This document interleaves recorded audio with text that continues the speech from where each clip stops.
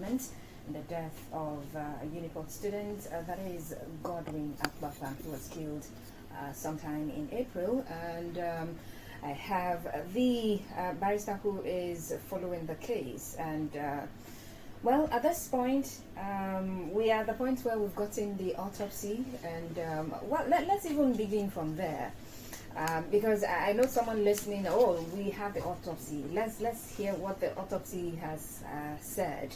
But then again, there's I don't know if it's been submitted to the relevant places that this is supposed to be submitted to. Well, there are no.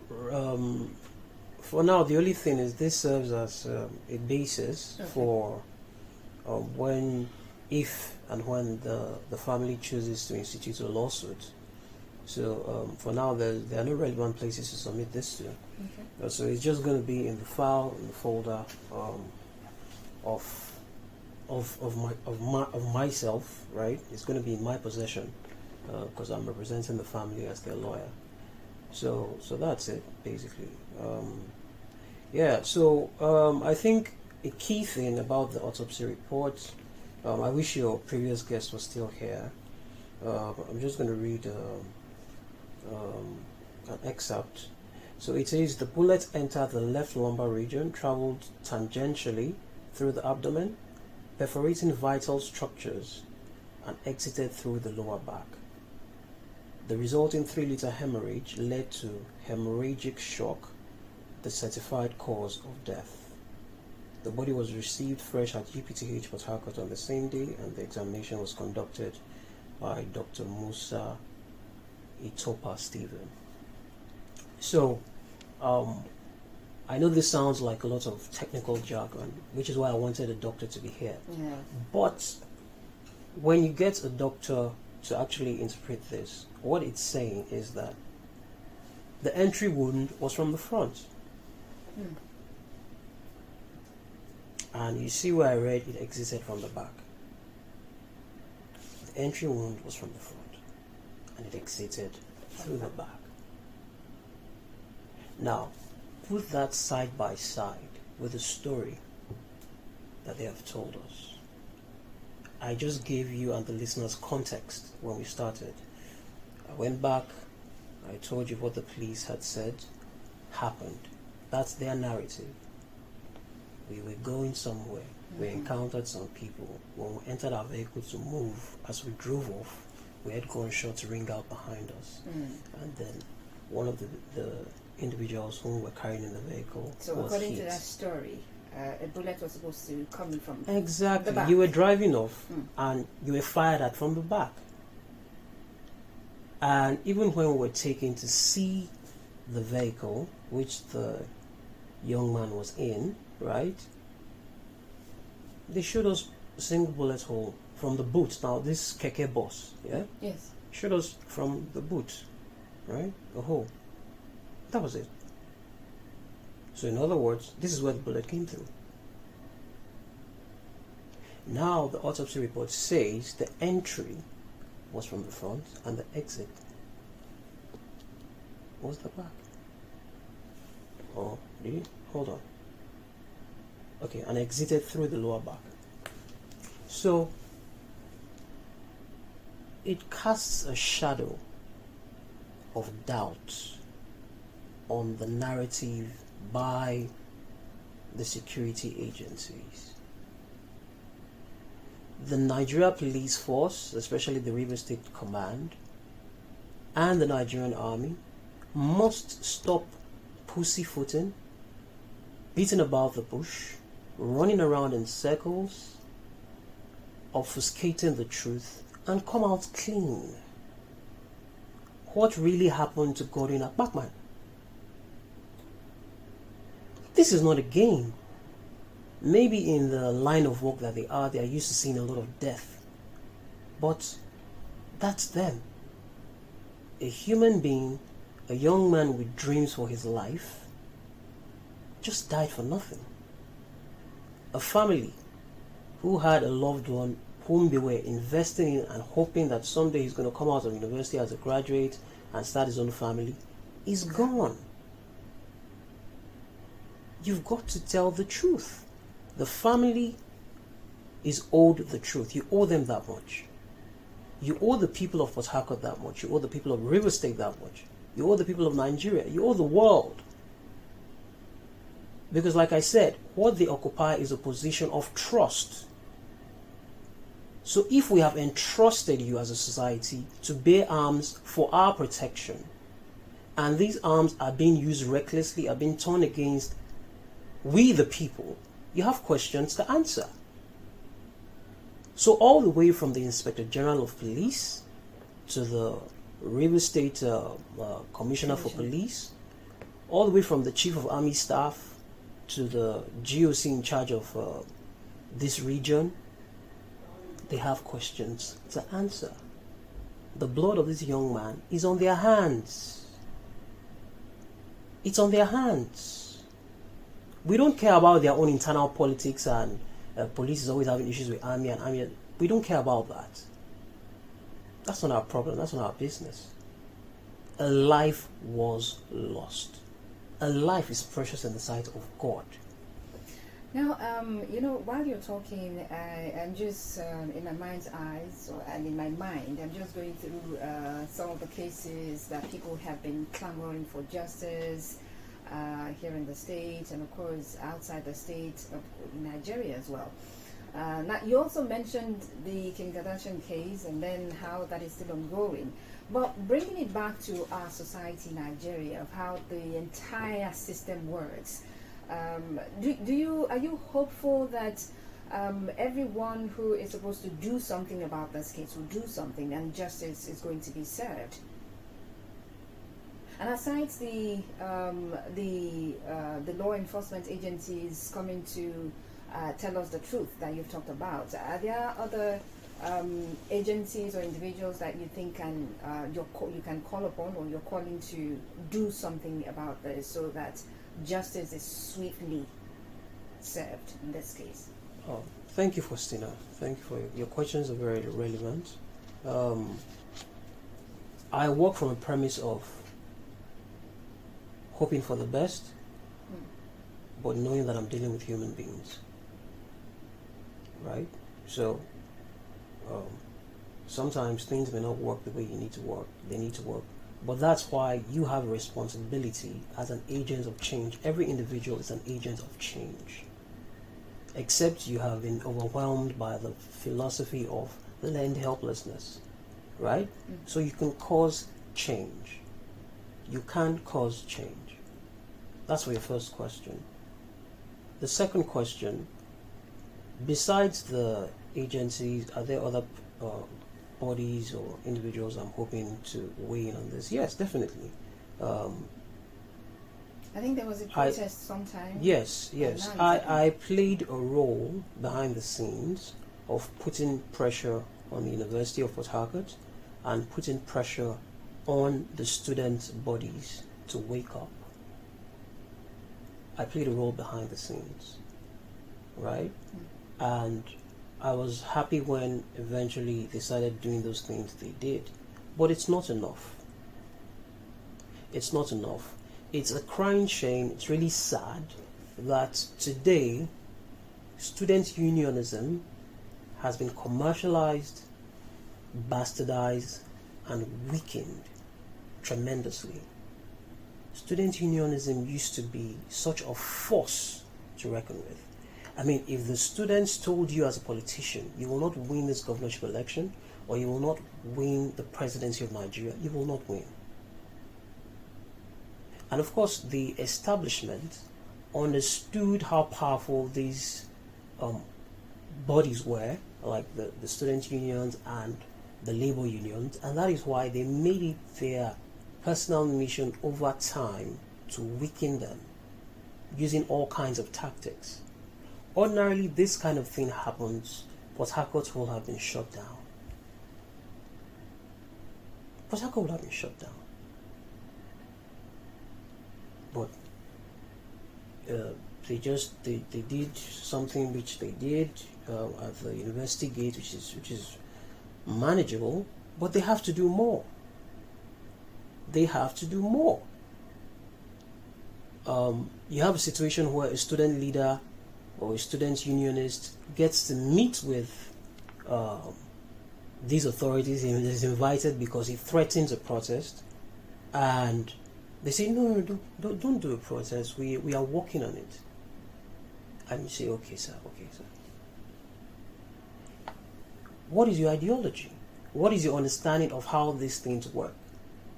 You think you need the permission of your oppressors to conduct a protest? You're not ready. You're not ready. You think they're ever going to give you the green light to do a protest? Of course not. Their job is to manage you, to keep you in your place, not to upturn anything. Your job is to make things uncomfortable for them, to up the ante, so that you put them on their toes and they have to do what needs to be done to give this family justice. Because it could have been anybody. I told them. I said it could have been any one of you. It just so happened that it was him. Because there was nothing unique about his circumstances. He was just the unlucky guy that night. He's not the only student who moves at night. Mm-hmm. It could have been anybody that could have been stopped and taken into their vehicle for any reason. We all know how they put you in your vehicle for flimsy reasons, even that don't make any sense. And then, due to circumstances beyond your control, you're in a vehicle handcuffed. They stopped. You didn't ask them to stop. You didn't even ask them to take you to their station. Everything that happened to that young man happened against his will. They put you in a vehicle, they handcuffed you. You couldn't help yourself. They saw something happening, they stopped. You could have told them, you know what, it's really late. Why don't we keep going where we're going? We don't know who these people are. But you don't have a say. You don't. And then they are armed, you're not. If anything happens, they can shoot back. But you can't. And shots ring out, and who dies for it? You die for it. You die for it. You didn't ask to be arrested. You didn't ask to be transported anywhere. You didn't ask to be handcuffed.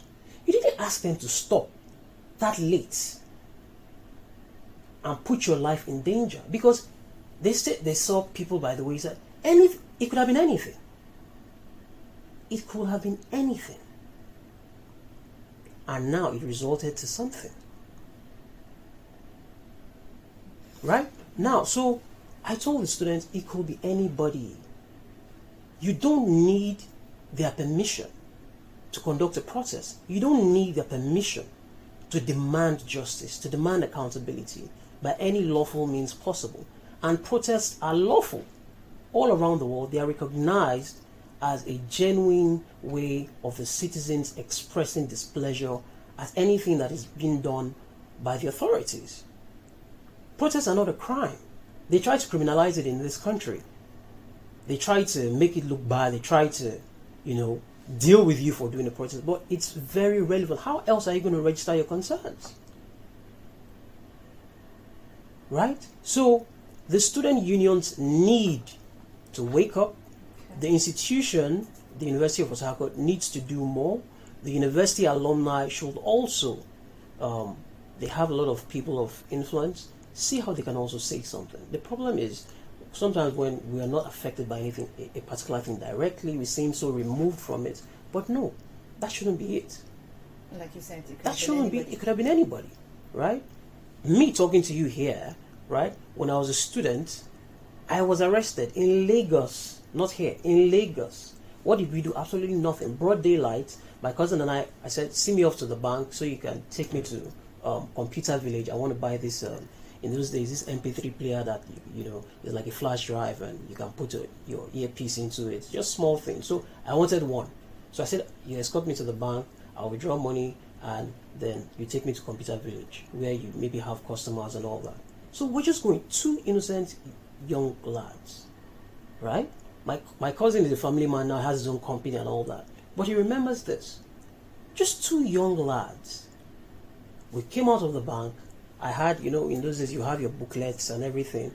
Booklet and the cash I withdrew. And we're just walking along Allen, Allen, walking to the junction where we'll take a vehicle to Ikeja and get to Computer Village. And this policeman on the road, afternoon, not night, we're doing stop and search. Soto was just walking. And they stopped us. Left vehicles, stopped us. Where are you going to? Who are you? We answered everything. They searched me, they found my ID card and everything. Saw cash. Mm-hmm. They put us into the vehicle. I kept asking, what did we do? Why do you have cash? Why can't I have cash? What did we do? Nothing. There was no response.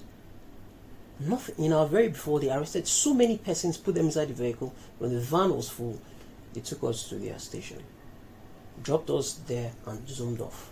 The next thing was a lady who was there was saying, you will now settle so you can go. Broad daylight extortion. I asked the question, what are we paying for? What are we settling for? She said, the people that brought you here, the fuel, is it free? What? Did you send them to arrest you? I asked, that was the next thing I asked. I said, did I ask you people to bring me here? Did I tell you I was looking for a ride and this was my destination? It's crazy. So it could be anybody. It doesn't matter who you are. Mm-hmm. It could have been anybody. Mm-hmm. So the students' unions need to wake up and do more.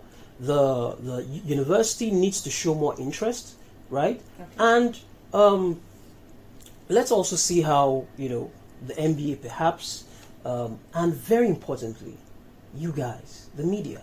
I don't know the last time any media house actually interviewed the police or interviewed the army on this issue. To call them up and say, this thing happened.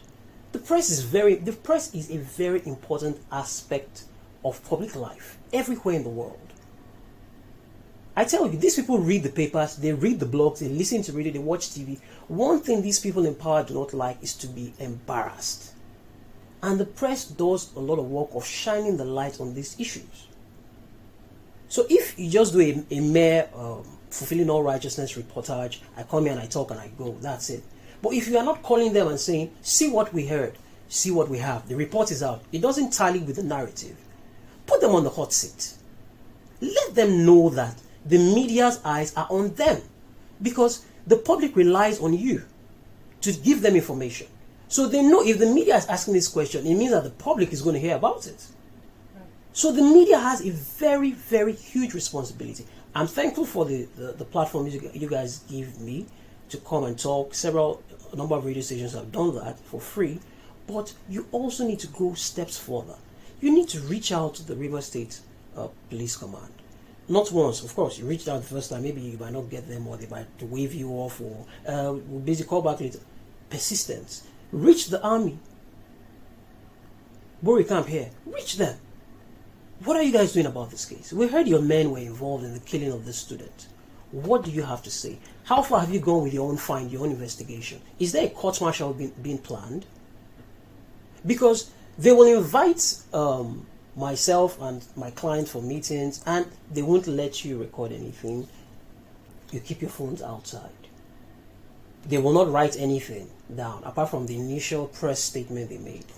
So we need things that can be on record for the public and for posterity, and it is the media that can help to chronicle some of these things down. Okay, so let's take a few calls before we wrap up this conversation. Call line 0810 9510951. That's the number you should call, or you quickly send a message to 0701 933 9962. Text message, WhatsApp message, you can send to that number quickly. What are your thoughts about this? Hello, good afternoon, welcome. Good afternoon, Faustina.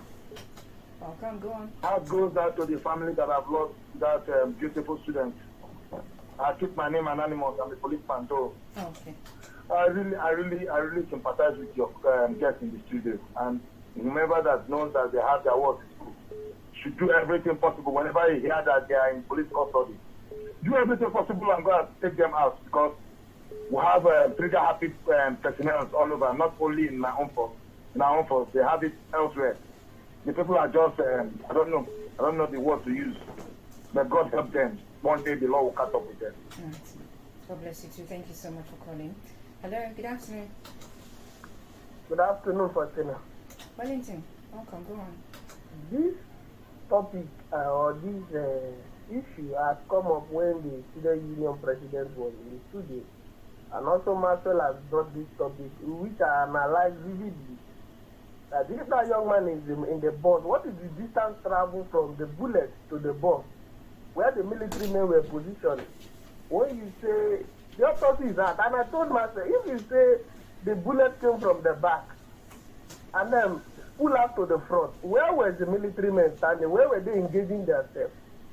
And where is the boss? Were the boss at the front of the police van or at the back of the police van? Then where is the women that was inside the bus?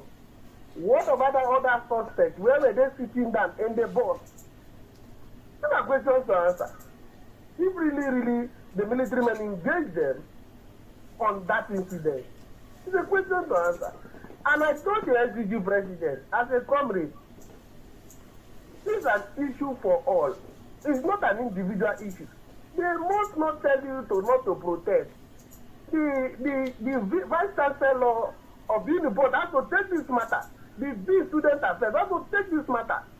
If not, the students are not at peace. In my own school environment, where I go home and pass through every day and night, and I was shocked. And you're telling me that you also see Nigerian police are not fatal. If hospital is not equipped, that equipment is supposed to be there. But that is the first equipment that is supposed to be there, should in case an accidental discharge according to them. All right.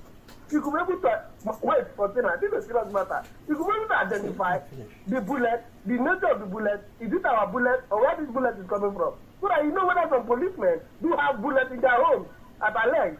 It's a serious matter. And the SEC president must take action immediately.